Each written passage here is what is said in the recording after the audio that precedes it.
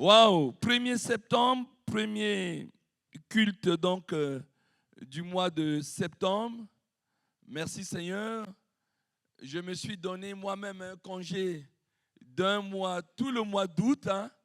C'est moi le boss. Je me donne des congés comme je veux. Ni prêcher un vendredi, ni un dimanche. Alors c'est la rentrée aujourd'hui. Et je bénis le Seigneur. L'apôtre Paul dit dans Romains 1, quand il allait à Rome, il voulait aller à Rome, et il disait aux chrétiens de Rome, j'ai désiré vivement aller à Rome pour vous communiquer quelques révélations, quelques dons spirituels, afin que votre foi s'affermisse, afin que vous grandissez dans la foi, afin que votre foi soit boostée. Voilà. Et j'ai ce même sentiment.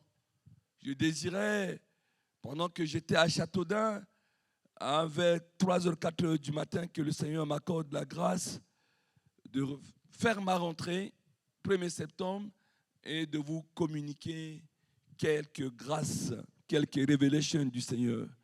Il y aura ce matin 3 grandes révélations.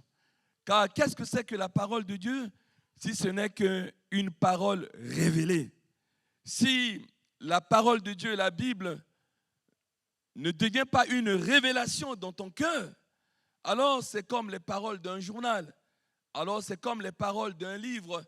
C'est lorsque le Saint-Esprit met son huile sur la parole qui est apportée, tu ouvres ton cœur, alors tu reçois une révélation, tu es comme Marie, cette bonne part ne te sera jamais ôtée. Amen. Voilà, je pense que le message de ma rentrée spirituelle est certainement le message le plus important, comme disent les Américains à chaque fois qu'ils prêchent. Ils disent c'est le message le plus important. Mais ça, je crois. C'est le message le plus important que je n'ai jamais prêché en 32 ans de ministère pastoral. En réalité, en 45 ans. Parce que j'ai, comme Jésus, commencé à prêcher à 12 ans dès mon baptême. Tous les vendredis, notre pasteur nous faisait des études bibliques et on mangeait les chapitres d'Éphésiens, Colossiens, voilà, de Philippiens, de ceci ou cela, de Romains, tous les chapitres de Paul. Mais ce matin, je ressentais fortement de vous communiquer ces 3 grandes révélations. C'est parti. Nous rentrons dans le vif du sujet avec l'Ecclésiaste chapitre 3, verset 4. Il dit, il y a un temps pour tout sous les cieux. Mais le verset 4, il va dire quelque chose. Il dit, il y a un temps pour pleurer.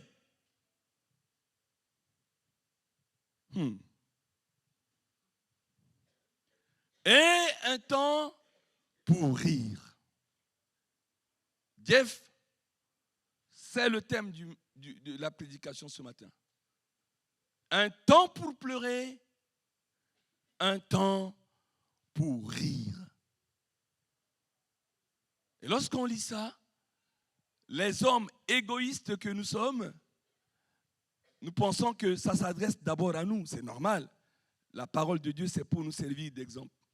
Et la première révélation, un temps pour pleurer et un temps pour rire, que tu vas retenir avant de sortir du culte ce matin, ce verset s'adresse d'abord à Dieu.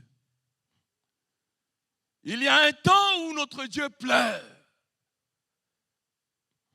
Et il y a un temps, lui qui vit en dehors du temps et de l'espace, il y a un temps où il rit. Coucou, écoute ce que je te dis.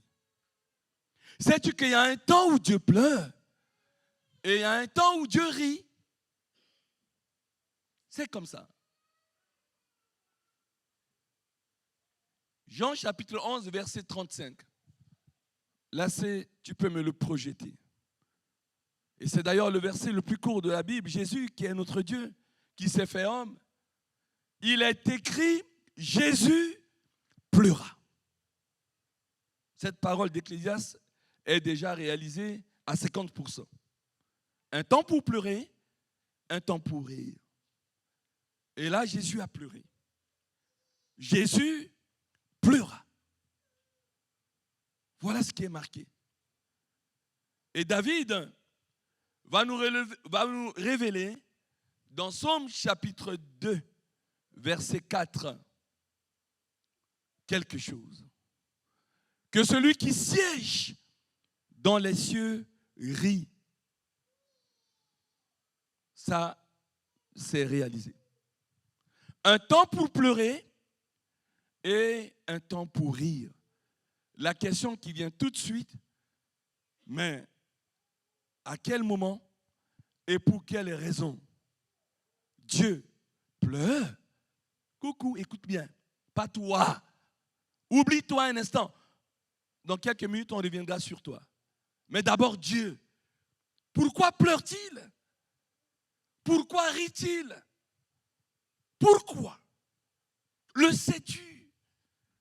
Sors de ton égocentrisme, de ton nombrilisme humain et réalise que le grand Dieu pleure. Le grand Dieu, le Créateur, rit. C'est ça la révélation. Et pour t'expliquer pourquoi Dieu pleure et pourquoi Dieu rit, dans cette église, nous appliquons toujours la méthode de Jésus. La méthode de Jésus, c'est que lorsqu'il veut enseigner, il ne complique pas les choses. Non.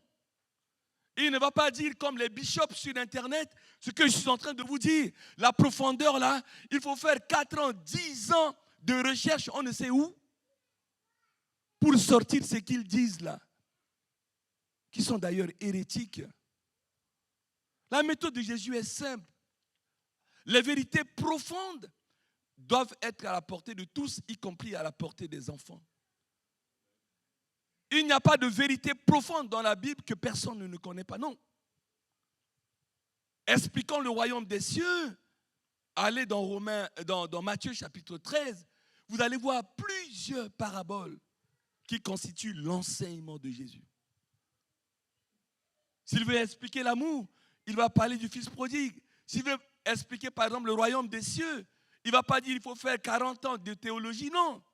Il va dire le royaume des cieux est semblable à un trésor caché dans un champ. Coucou, c'est Jésus qui dit ça. Il dit que le royaume des cieux, là, pour y aller, je vais vous expliquer, c'est comme juste un trésor qui est caché dans un champ. Un champ de blé, de maïs, tout ce que vous voulez. Et un homme va trouver ça. Et dès qu'il a trouvé dans ce champ un trésor, qu'est-ce qu'il fait? Il le cacha. Caché, c'est-à-dire il ne le dit à personne. Il le garde pour lui-même. Et dans sa joie, il va aller vendre tout ce qu'il a et il vient acheter ce champ. Vous ne savez pas pourquoi quelqu'un achète une petite terre de champ de blé. Hein? Le propriétaire lui dit, je vais vous vendre ça à 100 000 euros. Alors il va vendre tout ce qu'il a. Il demande même un crédit. Mais pourquoi tu achètes cette terre pourrie? Mais il sait peut-être qu'il y a un puits du pétrole. Il dit à personne. On ne sait pas pourquoi quelqu'un achète des portions de terre ici ou là. Et là, Jésus va commencer à expliquer le royaume. Alors on va prendre un exemple très simple à la portée de tout le monde. À la portée de tout le monde. J'aime bien quand nos prédicateurs ici, quand vous prêchez comme Jésus. Car il y a tellement de méthodes de prédication dans ce monde. Et nous connaissons une de ces méthodes. Hein? On appelle ça la méthode Amen. C'est-à-dire qu'avant que la personne commence à prier, à prêcher, il dit Amen, et puis il fait des choses. Et puis il y a des expressions que tout le monde doit utiliser. Hein? Je parle à quelqu'un dans la salle, Amen. Mais dites-moi Amen, donnez-moi un bon Amen, etc. et tout. Hein? Je parle à quelqu'un. Et puis il y a une voix. Les gens n'ont plus leur voix. Ils imitent les voix des uns et des autres. On est perdu. Il n'y a plus l'authenticité que Mobutu a dit au monde. Pour être authentique, garder sa voix, enseigner la parole de Dieu simplement, on ne sait plus. On va appliquer la méthode de Jésus. Et vous allez comprendre pourquoi notre Dieu, notre Père pleure. Je vous l'avais dit, mais je le redis pour ceux qui n'ont jamais entendu. C'est l'histoire d'un papa qui avait une fille. Et cette fille mentait tellement. Elle mentait tellement, tu entends? Parce que le mensonge aujourd'hui, c'est l'outil le plus utilisé de Satan. Pourquoi il y a des célibataires au milieu de nous? Hommes ou femmes. Il y a des sœurs qui font des rencontres, il y a des frères qui font des rencontres. Pourquoi ça ne tient pas? Parce qu'ils vont faire rencontre à quelqu'un. Parfois, les gens, ils sont même sur des sites chrétiens. Ils vont dire, ah, je suis bien, je suis chrétien. Je n'ai pas de femme, je n'ai pas d'enfant. Je cherche juste une chrétienne bien engagée. Hein? Et puis la chrétienne va discuter avec et demain, il va se rendre compte qu'il ment. Peut-être même qu'il est marié. Et peut-être même qu'il vit en concubinage avec une fille, une femme. Et la relation se casse. C'est le mensonge qui détruit tout. Et tu vas aller rencontrer une femme pareille. Le mensonge. Les couples se divisent parce que tôt ou tard, eh bien, l'un et l'autre se rendent compte que la personne avec qui je buvais sa parole est un menteur. Il a une double vie. Le mensonge, c'est ce qui bouleverse le monde actuellement. On a même le mot mytho. On parle de mensonge, on dit voilà, celui-ci c'est un mytho, une mytho. La mythomanie, c'est quoi? La mythomanie, c'est quelqu'un qui va dire des paroles imaginaires, mais qu'au moment où il dit ces paroles imaginaires, il considère ces paroles comme réelles et auxquelles il ou elle finit par y croire à ses propres paroles imaginaires qu'elle passe pour réelles et elle y croit. Vous avez des gens comme ça, ils discutent avec leurs collègues. Ah oui, moi chaque année, mon père, il m'envoie aux États-Unis. Hein. Je vais en Washington chaque année. Ils disent, ah donc, tu veux voir Washington? Oui, je connais Washington, je connais New Jersey, je connais New York, je connais Texas. Il n'a jamais pris l'avion. Il n'a même pas un passeport. Alors il dit des paroles imaginaires, dans sa tête, il considère comme réelles, et il finit par croire. Et d'ici 2 ans ou 3 ans, il reçoit la maison. Ah oui, quand j'étais aux États-Unis, là, mais il finit par y croire. On dit c'est un mytho. Et c'est ça la mythomanie. On est en plein dedans. Et dans cette histoire que je vous explique, la fille, elle est devenue une mytho. Alors dans le quartier, les gens disent, ah bonjour, monsieur, c'est bien, hein? Vous payez toujours un billet d'avion à votre fille pour aller en vacances. Elle a dit, mais je n'ai jamais payé un billet d'avion. Et il retourne dit, ma fille, t'arrêtes. Je suis tombé sur une de tes mythos encore. Il s'est énervé. Il a grondé à la fille. Il a donné des fessées à sa fille. De plus en plus, elle mentait. Pour ceux qui viennent les vendredis, hein,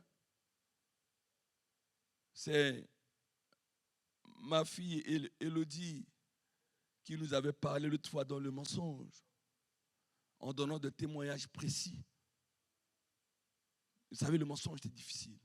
Et ce père en a marre. Il a pleuré à Dieu. Et Dieu va lui révéler quelque chose.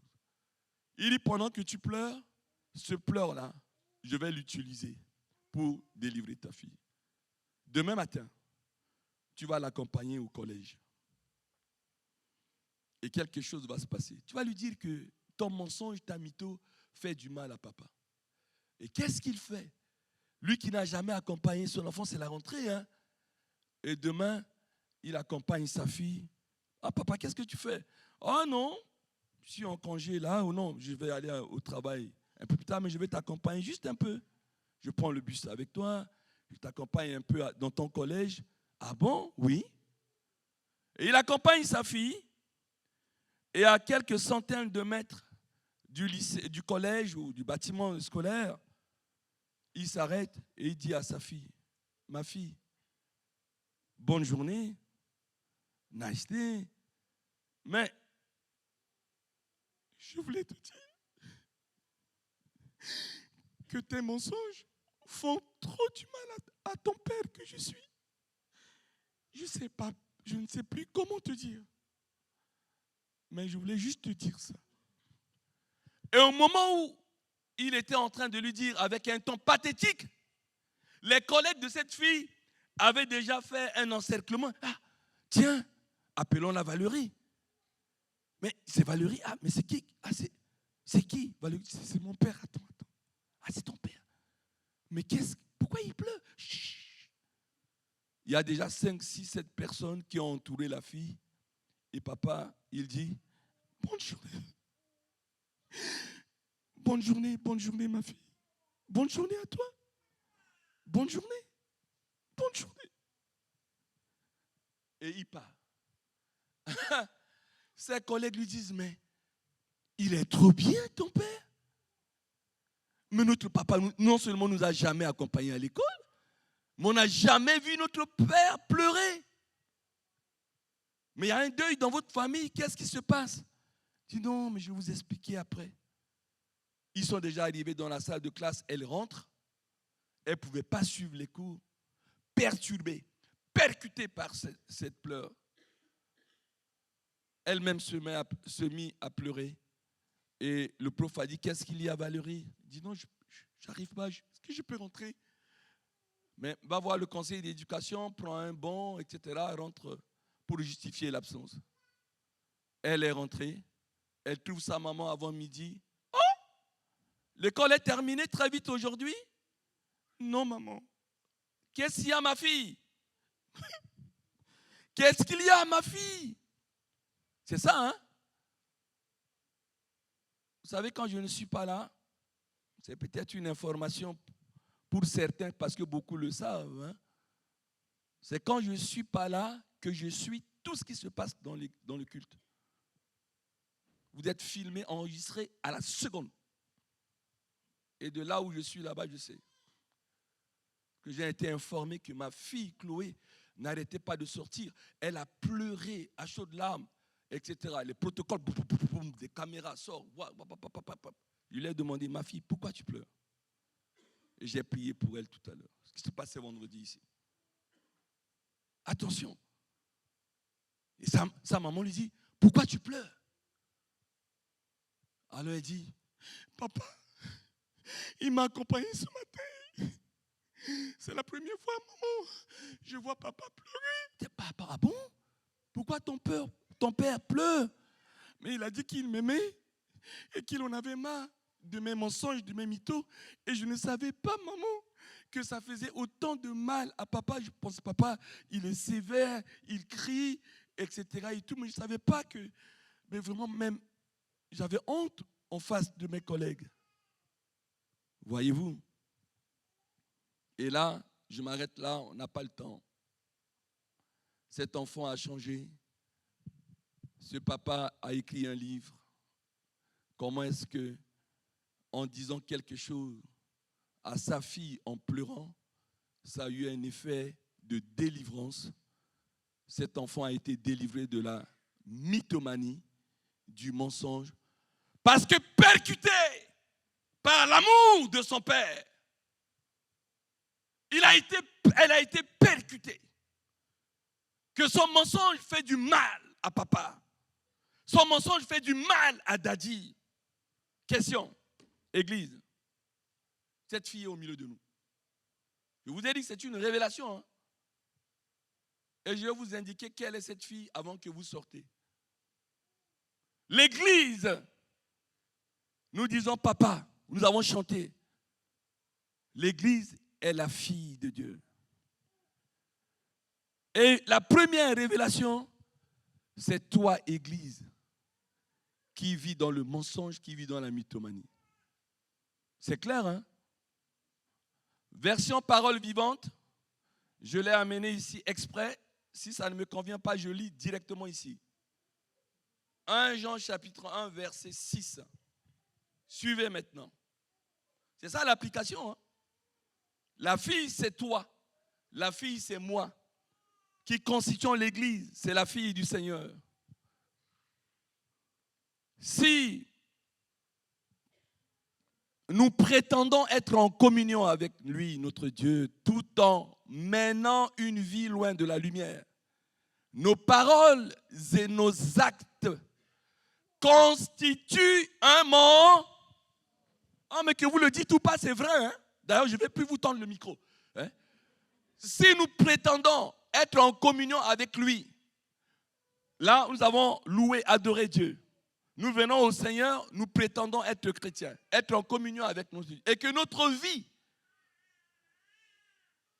est loin de la lumière. Nos paroles et nos actes constituent un mensonge. Et je le dis, hein. Regardez la nouveauté sur les TikTok, tous les chrétiens se mettent à parler aujourd'hui, etc., des paroles de ceci ou cela, etc., et tout. Les paroles et les actes, si ce n'est pas conforme, s'il n'y a pas un certificat de conformité par rapport à ce que Dieu dit, ça s'appelle un mensonge. Que tu fasses du rap, etc., et tout, non, c'est Seigneur, c'est un mensonge. C'est un mensonge. Nous n'agissons pas comme la vérité exige de nous. Ne pensez pas que la fille, c'est qui? Ah, mais pasteur, pourquoi il veut trahir les gens? C'est qui cette fille? Mais la fille, c'est toi. C'est ce que Nathan a dit à David. Quand il a pris la femme de Bathsheba, il dit, voilà, il y a un homme qui a 1000 brebis, l'autre n'a qu'une. Et celui qui a 1000 brebis, il reçoit un visiteur. Au lieu de prendre une de ses brebis, il vient prendre la seule brebis de son voisin. David a dit, c'est qui cet homme? Il mérite la mort. Le prophète Nathan dit, mais c'est vous? Vous avez 500 concubines, vous allez prendre la seule femme de Uri. C'est ça, hein, les méthodes de Jésus. Fait une parabole, il transmet et tu comprends. Alors le papa qui pleure, la fille on l'a retrouvée, c'est toi et moi. D'ailleurs, il n'y a pas que 1 Jean 1,6, 1 Jean 2, 3, 6. L'apôtre Jean, c'est celui qui connaît bien Jésus. Hein? Il posait sa tête sur la poitrine de Jésus. Hein? Attention. Nous saurons que nous l'avons réellement connu parce que nous venons à l'église, parce que nous chantons, parce que nous adorons, parce que nous dansons. Non. Nous saurons que nous l'avons réellement connu si nous conformons nos vies à ses commandements. Nous partons au verset 4. Si quelqu'un, comme on dit sur Internet là, je parle à quelqu'un. Si quelqu'un dit, je le connais, et s'il ne suit pas ses directives, c'est tout simplement un menteur. Ah, le menteur, ce n'est pas celui qui a dit « j'ai eu une Maserati » alors qu'il n'a même pas de permis. Hein.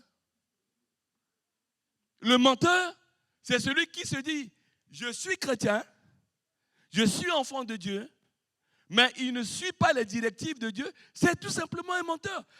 Ce n'est pas l'énergumène de Josué, un homme insignifiant qui le dit.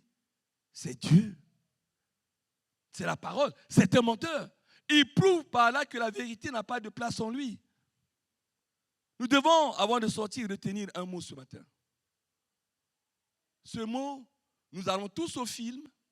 Nous connaissons les acteurs de film.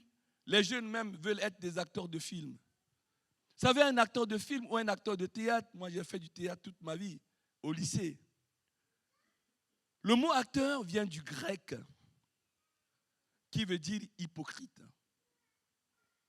Un acteur, c'est un hypocrite, c'est-à-dire quelqu'un qui est double. Vous voyez quelqu'un, dans un film, il peut jouer le policier, mais il n'est pas policier. Il peut jouer le médecin, mais il n'est pas médecin dans la vraie vie. Il ne fait que jouer un personnage. C'est ça être un acteur. C'est-à-dire, on prend le chapeau, on vient pour faire par exemple un groupe de théâtre, on va dire, Zek de Ézéchiel, tu vas jouer le médecin, ta femme Ruthel, Ruru, pour les intimes, elle va jouer l'infirmière, alors qu'elle est décoratrice, elle n'est pas infirmière. Maëva, qui est grand chef de service dans un restaurant, mais va jouer dans ce troupe de théâtre qu'on va jouer demain, elle va jouer être une gendarmette. Et quand on va les voir, ils vont jouer infirmiers, médecins, gendarmes, mais dans la vraie vie. Zek, lui, il est expert comptable là-bas.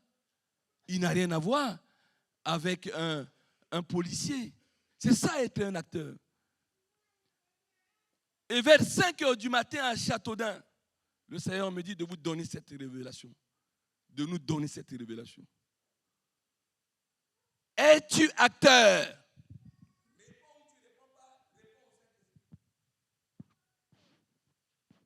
Si tu as un double personnage, tu es un acteur. Tu joues une pièce. Ça s'appelle une pièce chrétienne. Je suis chrétien, c'est une pièce. C'est de la théâtralisation. Et ta théâtralité est mise à nu par les paroles de Jean. Tu es un acteur. On n'est pas autre chose qu'un acteur. Il y a beaucoup de gens qui ne viennent pas ce matin à l'église. Ils sont restés à la maison parce qu'ils me connaissent. Je suis leur cousin, je suis leur voisin, je suis leur collègue. Et ils voient ma vie. Ils disent, mais je suis mieux que Josué qui va à l'église. Si les gens de son église savaient sa vraie vie. On est des acteurs au sens dramaturgique du terme. Les dramaturges, ce sont les gens qui font le théâtre. Et la dramaturgie, c'est de l'hypocrisie. C'est de la théâtralisation. C'est un dédoublement de la personnalité. Et nous devons cesser à cela. Où nous sommes complètement à Dieu, la tête aux pieds, pieds joints, nous sautons dans l'eau du Saint-Esprit. Eh bien, sinon, Matthieu 7 est clair. Jésus reviendra. Toujours Matthieu 13, lisez les paraboles du royaume. Hein. Il va mettre à droite, à gauche, et ceux qui le mettent à gauche directement en fer. Ah! Mais il était leader de louange. Ah! Mais il était dans le groupe d'intercession. Ah! Mais il était pasteur. Il portait même une aube quand il prêchait.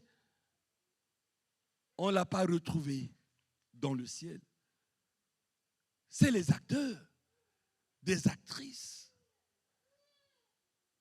C'est pour ça que Dieu pleure. Jésus pleure. C'est ça la réponse. Il pleure pourquoi? Parce qu'il voit sa fille qui s'appelle Église tomber dans la pratique du mensonge, tomber dans la pratique de la mythomanie. Ce matin, il pleure. Il tient ta main, il dit, ma fille, Église, arrête de mentir. Arrête de vivre dans le mensonge. Arrête d'être dramaturge. Arrête d'être actrice. Sois vrai. Et je dis toujours aux chrétiens, vous qui êtes en quête de vérité, ce n'est pas la vérité qui compte. Je le dis aux témoins de Jéhovah, par amour, parce qu'ils iront tous en enfer. Hein, on connaît la vérité. Il dit, mais ce n'est pas la vérité qui va vous sauver. C'est que vous soyez vrai vous-même. Le dealer qui va casser une voiture, qui va prendre une radio dans une voiture, il sait très bien, il connaît la vérité juridique. Il sait que la loi dit que quand tu voles ce pièce, tu auras peut-être 1 mois de prison. Il connaît la vérité, mais il n'est pas vrai. Il faut être vrai. Et non pas avoir une somme de vérité comme ça dans la tête, se gargariser avec ça et le dire. Mais le diable ne connaît pas la vérité. Il a cité la parole de Dieu qui est vérité à Jésus. Hein? Mais lui-même ne l'est pas. Il faut que nous soyons vrais. Sinon, nous sommes des acteurs. Attention, voilà la grande révélation. Et Dieu parle pour que nous sortions de ce lieu en disant, je ne suis pas acteur. Je m'appelle Josué. J'ai fait des études de gestion de ressources humaines. Je travaille à Pôle emploi dans le recrutement. Point. Les actes de théâtre, les pièces de théâtre que j'ai jouées, c'est des pièces de théâtre. Mais moi, voilà ce pourquoi on me paye. Parce que j'aide les entreprises à faire du recrutement. Si je suis mécanicien, je suis mécanicien. Voilà le message. Tu sors en étant ce que tu es. Oublie toutes les pièces de théâtre que tu joues. Ce n'est pas ça qui détermine ta vie, ta personnalité. Je vous ai déjà prêché sur la personne et le personnage. On dit toujours, tu es une belle personne. Parce que quelqu'un finit par te connaître, il te pratique, et tôt ou tard, il dit, cet ami, ce collègue est une belle personne. Parce qu'en réalité, on n'affiche que le personnage. Et les gens veulent percevoir autre chose que ce qui est perçu. C'est quand ils transcendent notre personnage et qu'ils découvrent notre personne qu'ils concluent si on est une mauvaise personne ou une belle personne. Parole du Seigneur. Parole du Seigneur. La vie, il y a des gens qui sont des excellents personnages. Ils sont doués en jouant des pièces de théâtre. Mais ce qui importe pour les gens dans la vie, c'est de connaître ta personne. Pour savoir si tu es une belle personne et non pas un beau personnage. Parole du Seigneur. Parole du Seigneur. Jésus pleure. Dans le chapitre de Jean 11, 35, on retourne, mon cher fils, on va lire le verset 36 pour connaître la deuxième raison pour laquelle un père pleure et que Dieu pleure. Jean 11, on retourne au 35 déjà. Jésus pleura. Verset 36, les Juifs qui entouraient, parce que Lazare était mort. On est allé chercher Jésus, il a dit, cette maladie n'est pas la mort, il est pour la gloire de Dieu. Il est venu 4 jours après. Il est mort, il est enterré. Et il a eu des reproches de Marthe, de Marie. Les gens étaient là, des témoins. Ah oui, si tu étais là. Si tu eusses été là, mon frère ne serait pas mort. Ça veut dire que tu as négligé ton travail pastoral. Tu as le don de guérison, tu ne l'as pas exercé.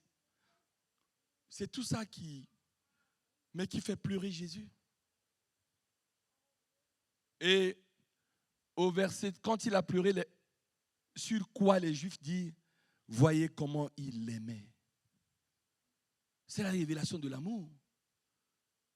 Qu'est-ce que vous voulez d'autre que Dieu vous révèle, si ce n'est que son amour? Il nous a aimés le premier.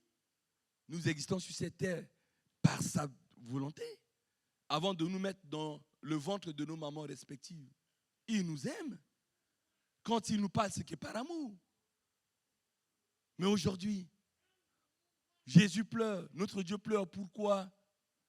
Parce que sa fille, Église, ne la croit plus. Quelqu'un est malade, tu dis, Dieu va faire quelque chose. Cette maladie est la gloire de Dieu. Mais il se moque de moi ou quoi, le pasteur? Il se moque de moi ou quoi, tel frère, telle soeur? Mais Dieu entend ça, mais il veut mourir. Il veut quoi? Ah ben non, personne ne peut régler ça. D'abord, on m'a déjà répondu négativement, regardez les résultats, etc. Et tout, c'est mort. C'est mort. C'est même dans le langage maintenant. C'est mort. C'est-à-dire que Lazare, il est mort. Tu n'as rien fait, Jésus. Encore, il y a quelques jours, il y a une sœur, juste son bébé qui aime. Elle me dit, mais vraiment, j'étais énervé contre Dieu. Je dis, ah, mais pourquoi tu es énervé contre Dieu, maman? Et parce que mon fils est malade, je dis, qu'est-ce que Dieu me fait? Je dis, aïe! Mais Dieu, là, il a bon dos, hein, comme on dit. Il a vraiment un bon dos. Dieu te donne un enfant. Déjà, tu as oublié les chemins de l'église d'ailleurs. Tu vis que pour ton enfant. Et maintenant, dès qu'il est malade, le même Dieu qui t'a donné l'enfant, tu l'accuses. Qu'est-ce qu'il me fait? Ah! Jésus, pourquoi tu n'es pas venu? Mais je vous ai dit que cette maladie n'est pas à la mort, il est à la gloire de Dieu.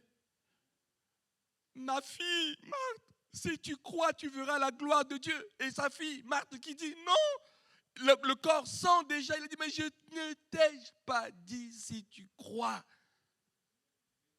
Tu verras. Mais c'est pour ça que Jésus pleure. Il pleure pour notre incrédulité, nos raisonnements, notre têtutesse, nos accusations. Il n'en a marre. Il nous dit que non, non, il fallait que tu viennes pour qu'il soit guéri, mais aïe, je suis la résurrection. Non. Il dit, bon, allons-y maintenant. Ils arrivent au cimetière. Il y a eu cette grande pierre tombale qui était là sur la sépulture. Il a dit, roulez. Et qu'est-ce qu'il a fait? Mais il rigolait. Un temps pour pleurer, Jésus pleura.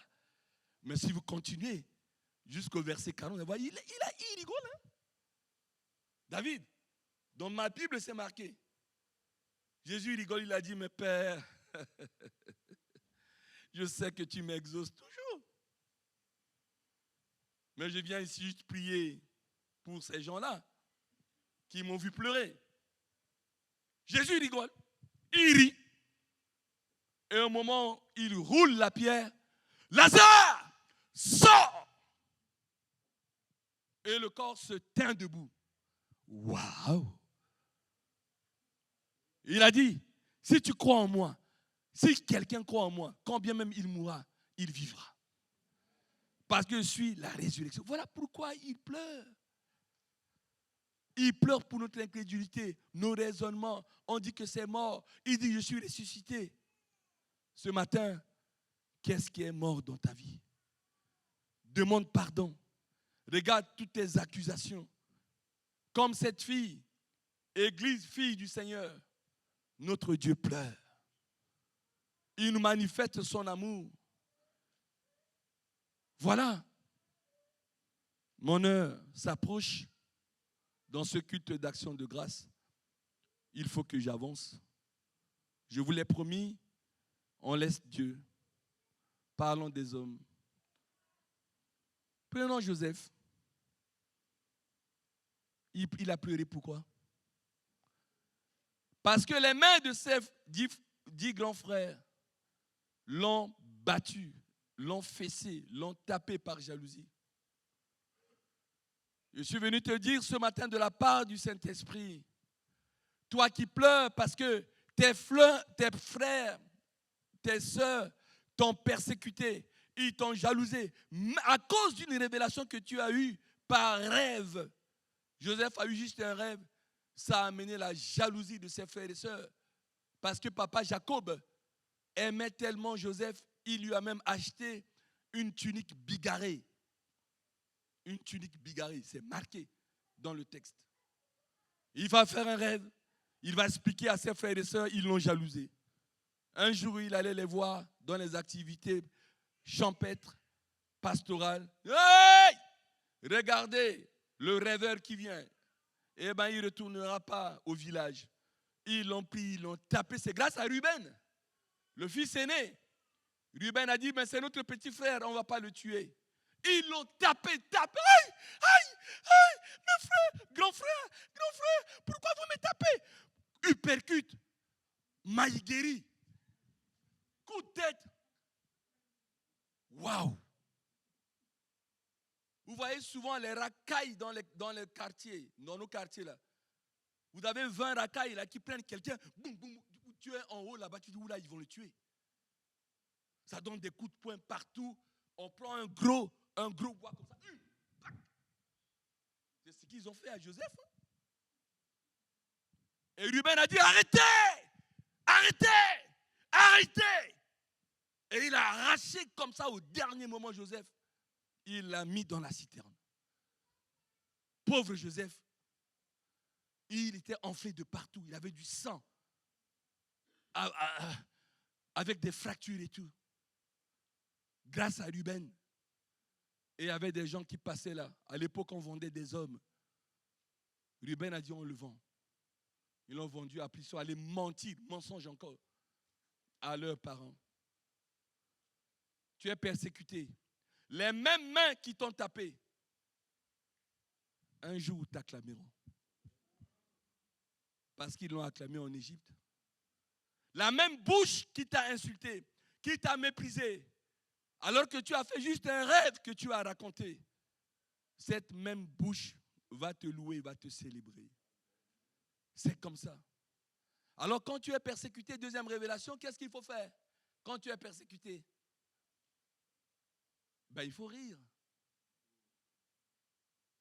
C'est-à-dire tout en pleurant, parce que tu reçois des coups, ris, parce que Dieu est en route.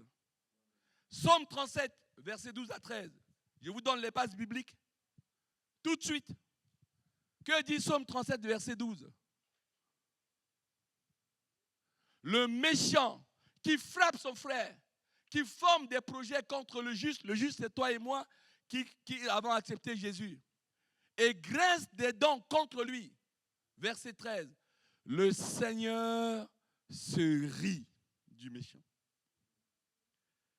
Au moment où tu es en train de persécuter, le Seigneur se rit, car il voit que ton jour arrive.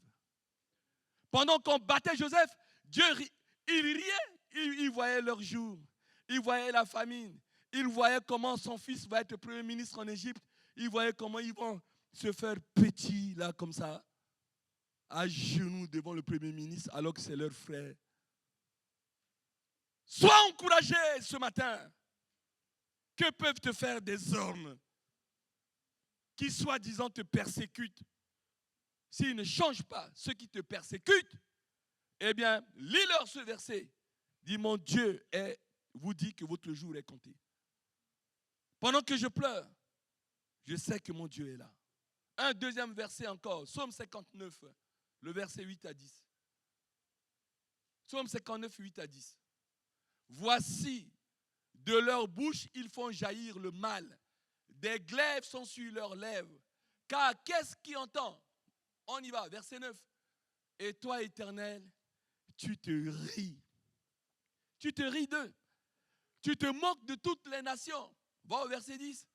Quelle que soit leur force, c'est en toi que j'espère, car Dieu est toute ma retraite. Dieu rit. Quand tu persécutes, quand tu es persécuté, eh bien sache que ton Dieu est ton chemin. Pleure pour tes péchés. Mais si quelqu'un te menace, si Dieu est avec toi, qui sera contre toi? Il est assis sur ton trône, il rit, il est au contrôle de tout. Tes cheveux sont comptés par lui. Waouh! Un dernier verset, je vais m'adresser à toute l'Église dans ce culte d'action de grâce et je vais vous donner la troisième et dernière révélation. Psaume 126, versets 5 à 6.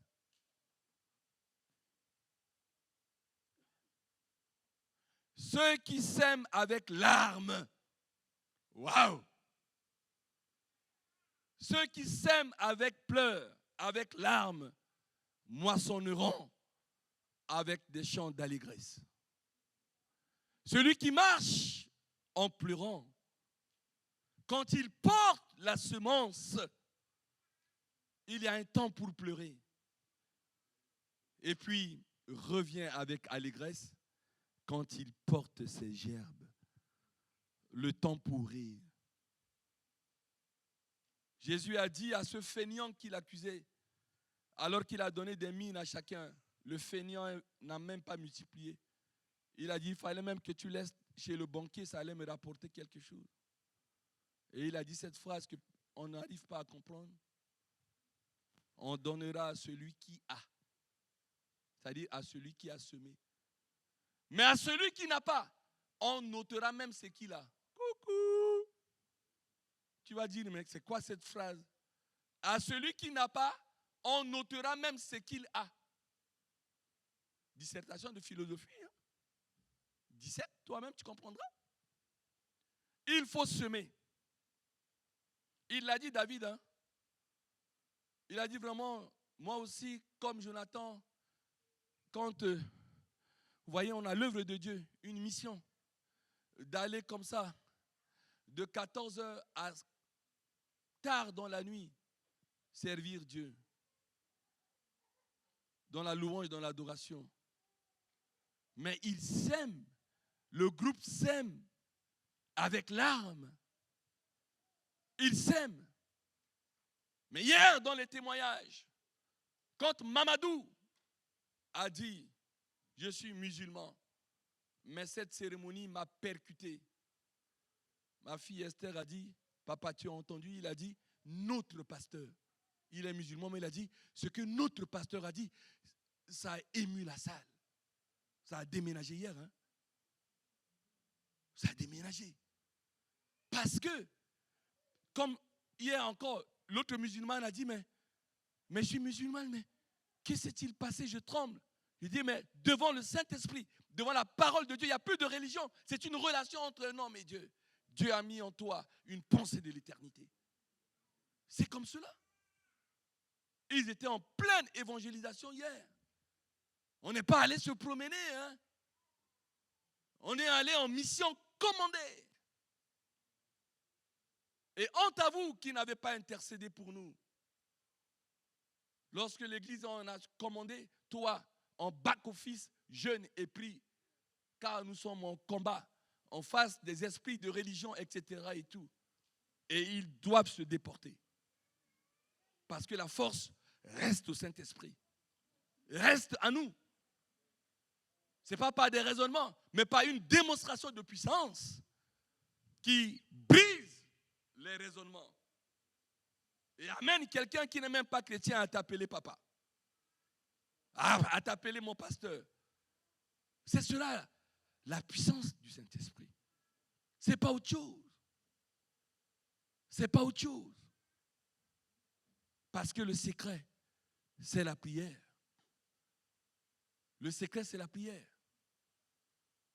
Parce que pour se lever comme ça, aller, eh bien, ma femme, elle tremble. Mais laisse-moi conduire. J'ai vu que tu n'as pas dormi jusqu'à 4 heures du matin.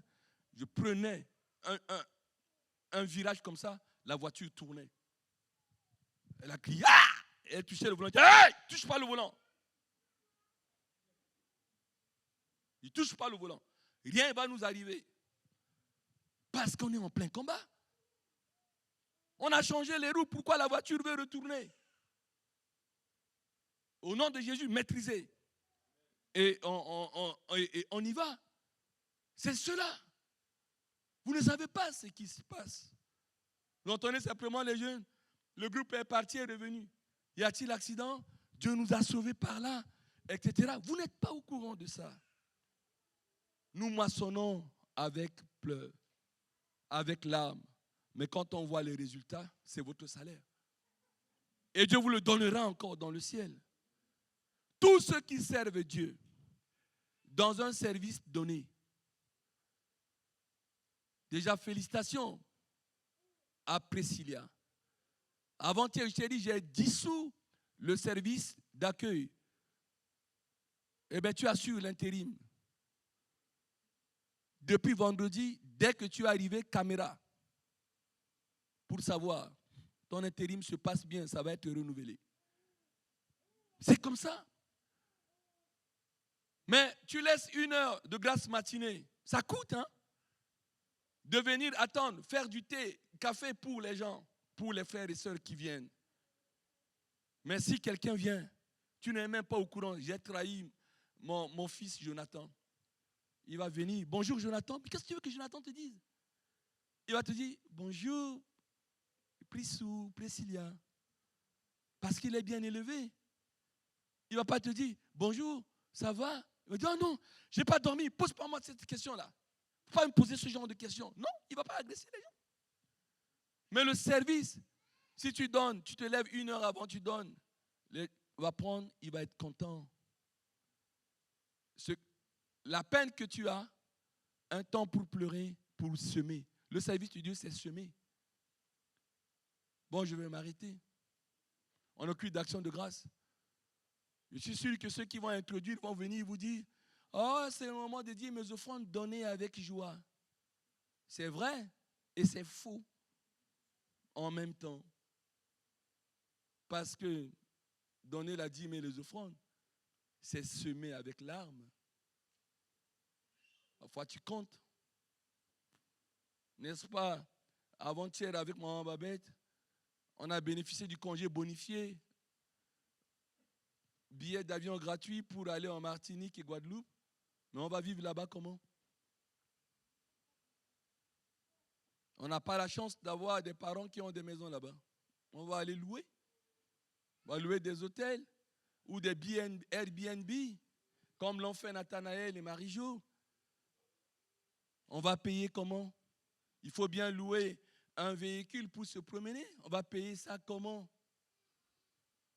Et avec maman Babette, couple pastoral. Mais honte à nous, hein? On était en train de compter, mais oh là là, aïe. Maman Babette a déjà fait le virement. 300 € pour nous, c'est difficile. On est des smicards. Je vous dis, il n'y a pas de tabou. Notre dîme à elle, c'est 300 €. Elle a fait la dîme. On a donné notre dîme avec larmes parce qu'on va voyager. C'est ça, hein? Et on arrive vendredi soir. Elle était là. Hey, on a reçu une note d'un enfant de Dieu.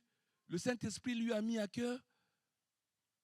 Il dit, maman Babette, j'ai appris que vous allez partir avec papa.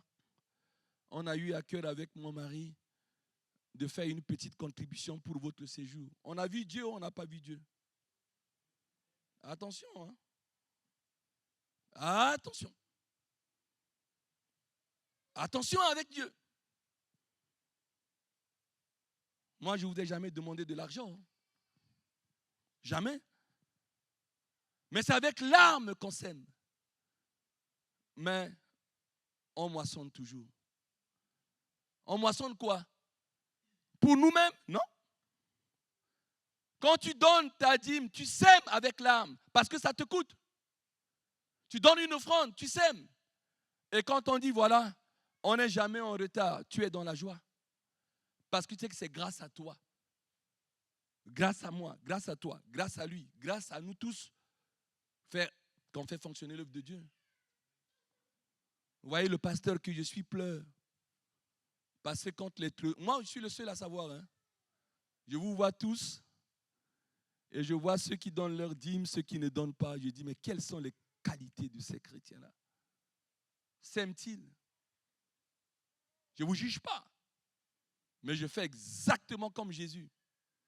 Il est là sur le trône, il voit les gens qui viennent donner. Il sait exactement ceux qui ont donné, ceux qui n'ont pas donné. Et dès que c'est fini, il a dit, oh, coucou. Il y en a qui ont donné 1 million et tout, mais la dame là, qui a donné 2 centimes, elle a donné plus que tout le monde parce qu'elle a donné de son nécessaire. Voilà ce que c'est qu'un pasteur. Vous ne frimez pas devant un pasteur hein, avec vos titres. Pasteur, il sait plein de choses. C'est dangereux quand un pasteur fait une réunion avec un trésorier. C'est tout le secret de l'église. Et vous vous connaissez. Je vois un jeune homme, je dis, mais jeune homme, tu es effacé. Hein? Tu ne prends jamais la parole, tu es là. Mais l'église est soutenue par toi. Tu ne manques pas un instant de soutenir ton église. Ah, pasteur. Ah, d'accord. Je dis oui, une petite révélation, un encouragement du pasteur. Mais à toi que je n'ai jamais dit, peut-être réfléchir. Hein. Il faut semer. Tu sèmes avec larmes que d'aller semer dans les restaurants ici ou là et tout. Mais tu auras un trésor dans le ciel. Nous sèmons avec larmes. Nous tremblons, mais nous donnons. Nous tremblons, mais nous sémons. Nous servons Dieu. Après, l'œuvre de Dieu marche. Marche. Hier, on était là. Françoise était en train de conduire le minibus. Poussez-vous, poussez-vous, poussez-vous. Il y avait au moins 3 ou 4 couples qui étaient regardés comme ça. Ah, église évangélique, la belle ou bien. Ah, ils ont même une voiture. Avec maman Babette, on a dit, vous voyez le témoignage. Mais on a semé avec larmes, hein? Avec Nixon, les concerts, ils ont répété, etc. et tout. On a eu 3000. Dieu a multiplié pour avoir ce concert. Le véhicule se déplace là-bas, à Chartres. Ah ben, mais c'est une église. Ah oui, ils ont même un véhicule. Ça faisait propre. Ils ont emmené du matériel, du matos. Mais regardez, priez pour le pasteur Dani, hein, qu'il reste en vie et qu'il soit prospéré. Hein. Parce que s'il a un marché où je ne sais pas quoi, il prend ses baffles, tout ça c'est à lui. Hein. L'église fait comment? Là, les jeunes, ils sont en train de semer comme ça. Il y a 2 semaines, ils étaient à l'église catholique pour aller faire du gospel là-bas. On leur a donné 1200. Ah, pasteur, on est bientôt à 3000. On veut tout faire pour avoir 5000, pour acheter des baffles et tout, parce que le pasteur Dani nous a dit encore d'utiliser. Il dit, ouais, bénissez-le. Bientôt, vous aurez 5000, vous serez autonome. Il faut semer, hein? L'œuvre de Dieu n'est pas seulement danser, louer, adorer, frimer. En disant, voilà, je suis chrétien. Hein? Parce que là, c'est une vie de mensonge. Si nous ne conformons pas nos vies. Alors, nous sommes en culte d'action de grâce. L'occasion t'est donnée de semer. J'ai pris du temps, mais c'est ma rentrée. Donc, le protocole se débrouillera pour passer aux introductions sainte et tout. Nous allons bien manger et tout ça. C'est un culte d'action de grâce. Il n'y a pas d'heure. Dans le culte d'action de grâce, on est là jusqu'à 13h, 13h30. On mange, on boit, on fraternise, on discute. On quitte ici minimum 14 heures pour partir. Donc, j'avais toutes mes excuses. Mais il fallait que je vous dise ces choses. Il y a un temps pour pleurer, un temps pour rire, et un temps où tu sèmes avec larmes, et un temps où tu moissonnes avec allégresse. Je vous le donne au nom de Jésus. Alléluia.